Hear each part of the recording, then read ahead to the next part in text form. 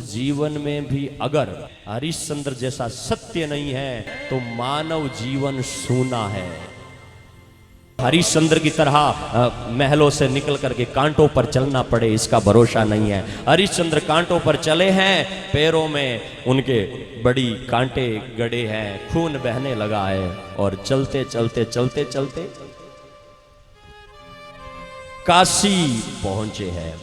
विश्वामित्र साथ में हैं और काशी में पहुंच करके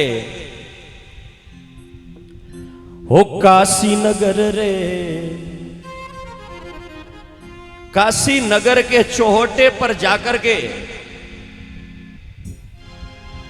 स्वयं खड़े हो गए हरिश्चंद्र।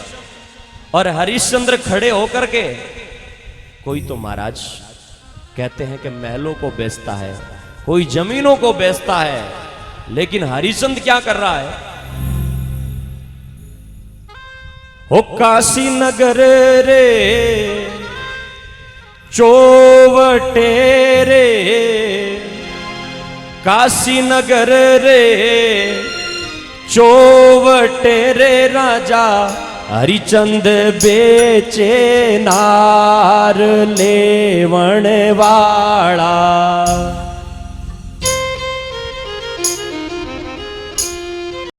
काशी नगर रे चौवटे रे राजा हरिचंद बेचे नार लेवण वाला।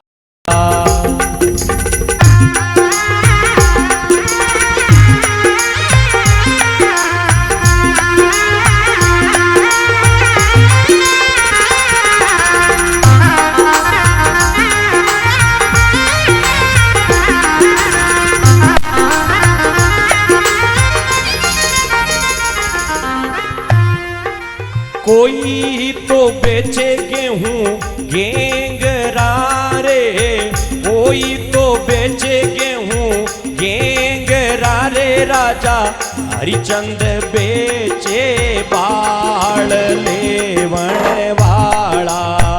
हरिचंद बेचे नानो बाल लेवण वाला। जितरे ब्राह्मण रो बेटो आवियो रे, जितरे ब्राह्मण रो बेटो आवियो रे राजा कर थारे बालक ये रो मोल देवण वाला। जितरे ब्राह्मण रो बेटो आवियो रे, जितरे ब्राह्मण रो बेटो आवियो रे राजा कर थारे बालक ये रो मोल देवण वाला। राम जी तेरा वे जेड़ा देव जोरे, राम जी देणो देणो ब्राह्मण ने दान लेवण वाला। राम जी तेरा वे जेड़ा देव जोरे राजा, राम जी तेरा वे जेड़ा देव जोरे। देणो देणो ब्राह्मण ने दान लेवण वाला। तारा नगर रे चौवटे रे, काशी नगर रे चौवटे रे हरिचंद मांडी हाट लेवण वाला।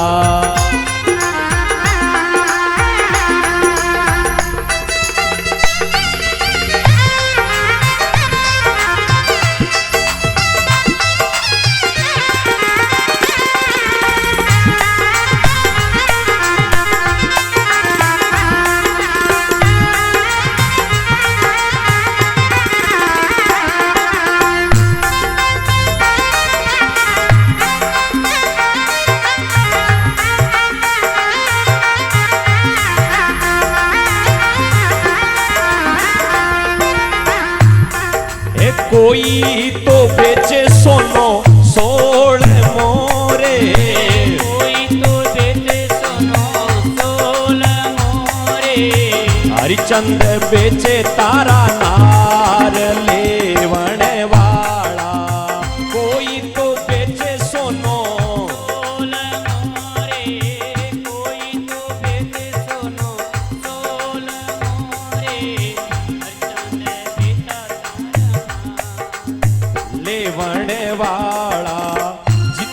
वेश्यारी बेटी आ गई रे, जितरे वेश्यारी बेटी आ गई रे, कर थारे रानी रो मोल देवण वाला। जितरे वेश्यारी बेटी आ गई रे, कर थारे रानी रो मोल देवण वाला। काशी नगर रे चौवटे रे, तारा नगर रे चौवटे रे, हरिचंद बेची नार लेवण वाला।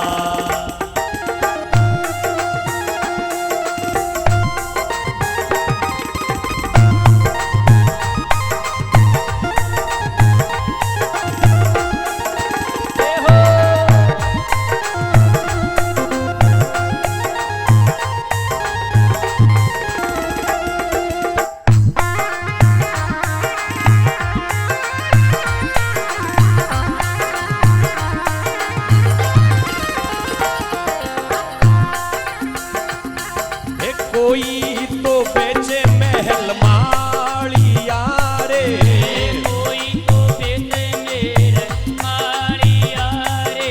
आज काशी नगर के चौहटे पर, उस गांव के गवाड़ चौराहे पर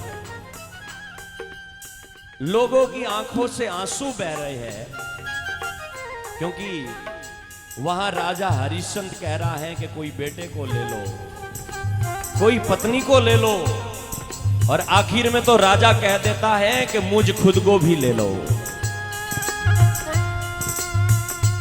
साथियों, ये केवल काल्पनिक घटना नहीं है, और केवल आपके मन को 2 घंटे सुनाने के लिए नहीं है। इस घटना से, इस कथानक से बहुत बड़ा मोरल, बहुत बड़ी शिक्षा मिलती है। राजा हरिश्चंद्र स्वयं जो है वो स्वयं बिकने के लिए तैयार हो गया। राजा हरिश्चंद्र खड़ा हो जाता है, कोई ले लो, कोई ले लो, पत्नी को ले लो, बेटों को ले लो। इतने में एक व्यक्ति आया, उस व्यक्ति ने 1 भार सोना दे करके हरिश्चंद्र को खरीद लिया, 1 भार सोना दे करके उसकी रानी को खरीद लिया, और आधा भार सोना दे करके उनके बेटे को खरीद लिया। और जिन्होंने खरीदा उन्होंने अपना अपना काम बतला दिया। हरिश्चंद्र को काम मिला शमशान भूमि पर उनकी पहरादारी करना, मरण घाट पर टैक्स लेकर के, और फिर उसके बाद में उनका अंतिम संस्कार कराने देना। तारा दे को काम मिला कि तारा देवी जो है, वो तारा देवी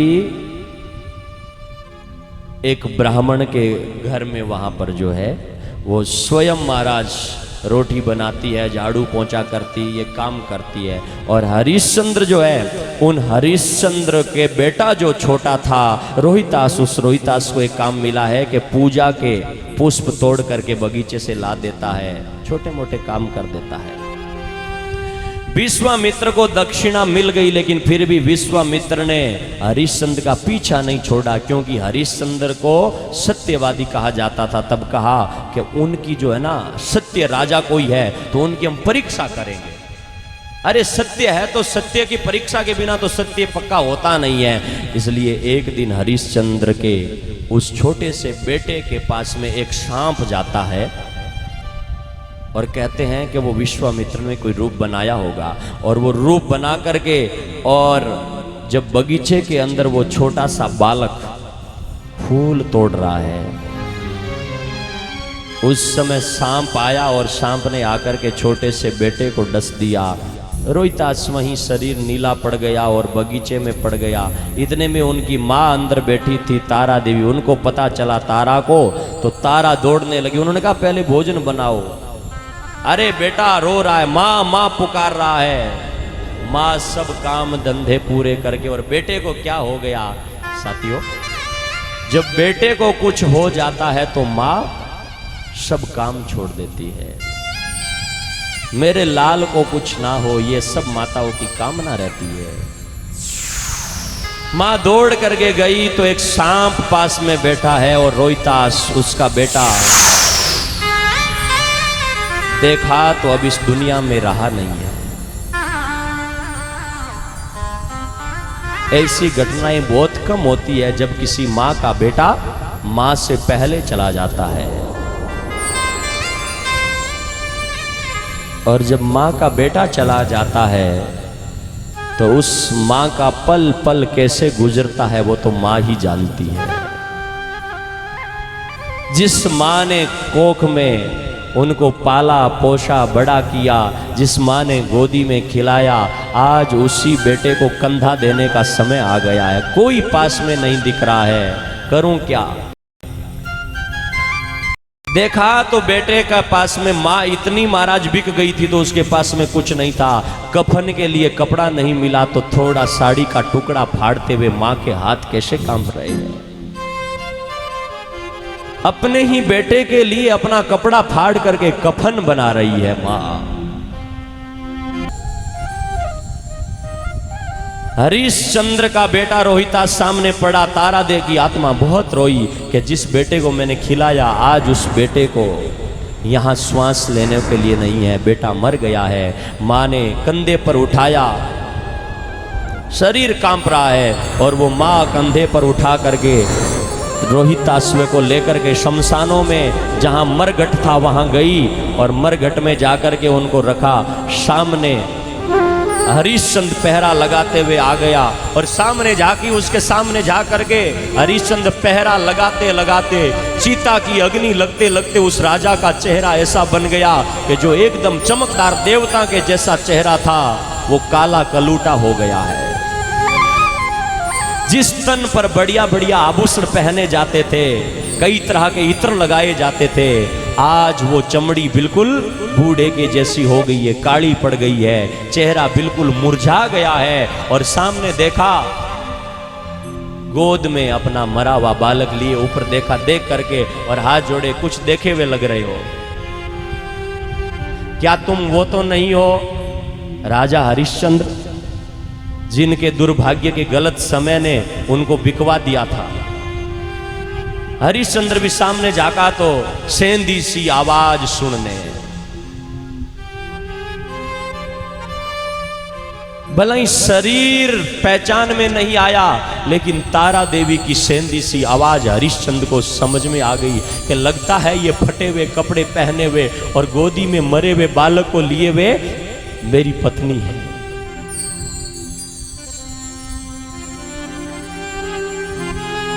आज हरिश्चंद्र भी रोने लगा कि शायद मेरा बेटा दुनिया से चला गया है।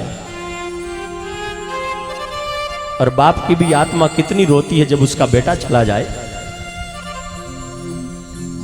उस बूढ़े बाप से कभी पूछो जिनका सहारा एकमात्र बेटा होता है और कभी लड़ते लड़ते वो शहीद भी हो जाता है और टेलीविजन पर खबर आती है तो बाप की आत्मा रो पड़ती है कि आज मेरा बेटा चला गया। हरिश्चंद्र भी नीचे झांका कि शायद तुम तारा दे हो और ये हमारा बेटा है। आज रोने लगा, मेरा बेटा चला गया है।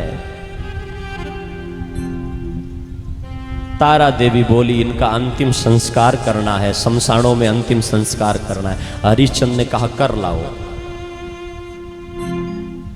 आत्मा फिर रोने लगी, पतिदेव ये तो तुम्हारा जितना बेटा है उतना ही मेरा है, पति और पत्नी का बराबर हक होता है, मैं अकेली क्या?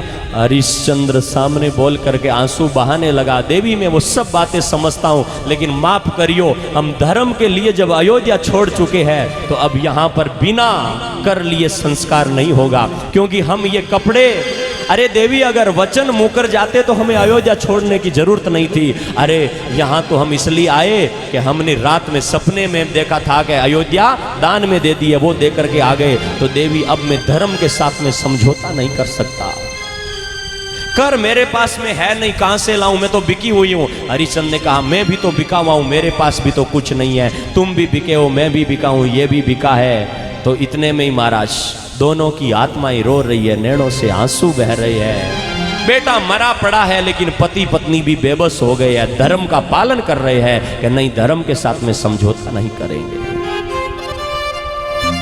एक आदमी दौड़े हुए गया और उस शमशान मरघट का जो ठेका लेता था डोम, उसके पास में जाकर के कहा कि हरिश्चंद्र ढंग से पहरा नहीं दे रहा है, एक डाकन बैठी बैठी मुर्दों को निकाल के खा रही है।